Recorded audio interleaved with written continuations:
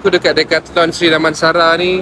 Aku sebenarnya tengah mencari boot dan helmet untuk horse riding.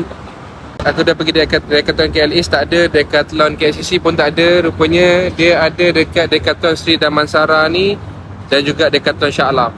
Jom kita tengok. Memang ada jual online, tapi itulah kita nak try juga. So kita pergi Decathlon Sri Damansara ni. Besar kat sini. Memang besar kat sini. Aku rasa semua barang dia ada kat sini. Okay, aku dah jumpa. Dia dekat dengan section camping-camping ni. Tu dia. So dekat sini dia ada jual yang long boot ni ataupun yang macam ni. Aku prefer yang long boot ni sebenarnya, sebab kalau mandikan kuda ke apa, dia tak basah lah. Ni macam boot pocokang pun ada.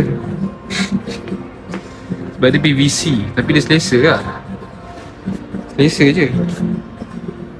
Macam okey. Cuma ni saiz 44, aku rasa aku saiz 43 kot. Try sekejap. 43 ni macam saiz aku ni. Boot pocokang pun boot pocokang lah. Helmet mana yang paling murah? Kita ambil memang yang paling murah punya. Jadi RM99 memang ngam. Tapi tu okey kot. Tapi helmet ni macam besar sangat. Tak bulky weh.